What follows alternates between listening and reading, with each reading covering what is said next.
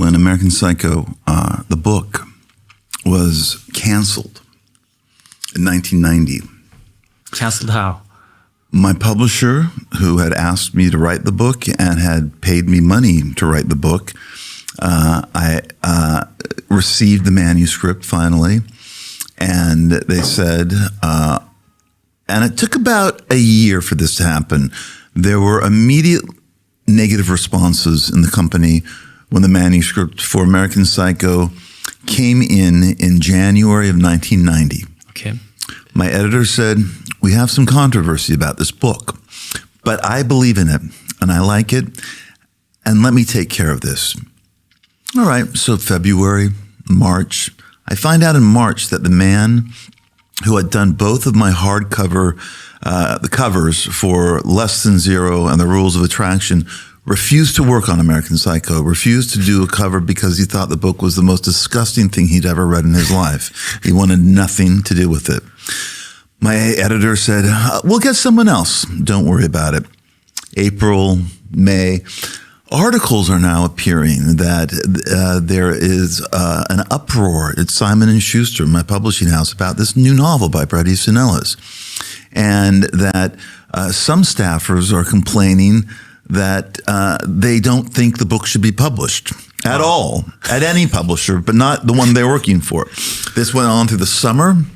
I would occasionally open up a magazine and see an article about this book, American Psycho. The controversy was building and building and building. And finally, I realized, talking to my agent, my editor, that they were not going to publish the book. They were going to cancel it and get rid of me. So I knew about this about 2 weeks before it was announced publicly in November. We're now talking about 11 months later. And the publishing house issued a statement saying, we have decided not to publish Mr. Ellis's third novel due to reasons of taste. It is offensive. They seem to not understand the satire of it. They seemed to take the book literally. They seemed to believe that a depiction of violence is an act of violence. A depiction of misogyny is an act of misogyny.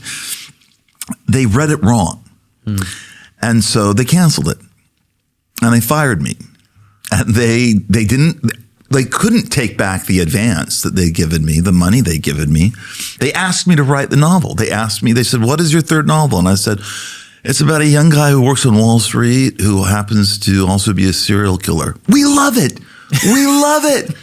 That's all I told them. And they gave me a ton of money to write this book. Well, a ton of money in 1987, 86. And I had a couple bestsellers before. So anyway, but I think they thought it was going to be a different novel. I think they thought it was going to be a more traditional novel. And I think they thought it was going to be maybe have a more traditional detective, and maybe there was a girl in trouble and that the killer would be caught and that order would resume. And I didn't write that kind of novel. I was consumed with trying to find a way to portray madness on the page. How do you portray insanity on the page without going all Stephen King or whatever? Is it through obsessive repetition?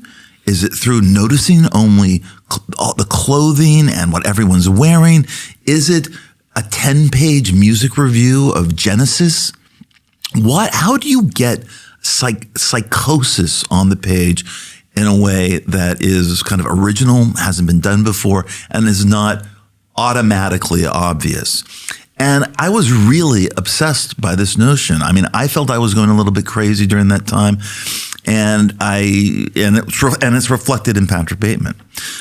So anyway, the book was canceled. It was picked up by a better publisher, but I also, because of the controversy and the contents of American Psycho, I was canceled by 31 publishers around the world. They all dropped me. Every single one dropped me except for one, Picador. Picador in the UK was the only publisher who kept me, but I lost every single publisher. And as my agent said, we had to start again with a new book. What was they were so afraid of? Was it their own image or reputation? Of course. But this was at the beginning of something else that was happening. Corporations were buying publishing houses. Corporations were buying up publishing houses and studios and entertainment systems. Gulf and Western, which owned Paramount Pictures, also, we found out, owned Simon & Schuster, my publisher. The corporation did not like the controversy. The corporation did not like the contents of the novel. They did not like seeing some of the more gratuitous sexual and violent scenes of the book taken out of context and put into magazines that vilifying me as the Prince of Darkness, evil literary bad boy, or whatever they called me. The corporation thought it was bad for their image. They didn't like it at all.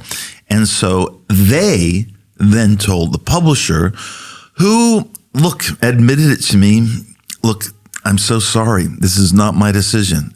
I'm going to have to take the fall for it because they don't want it to make it look like it was their decision. They want it to make it look like it was the publisher's decision. I got to take the fall. I'm going to read a statement. I'm going to say it's my idea. But it was the corporation that owned the publishing house that canceled your book because they just didn't understand it and they didn't like the contents. So, you know, in a weird way, you could also say maybe that was the best thing that ever happened to you, Bret. Maybe that was a great thing. I actually was young enough to be resilient to not give a shit. I really didn't care.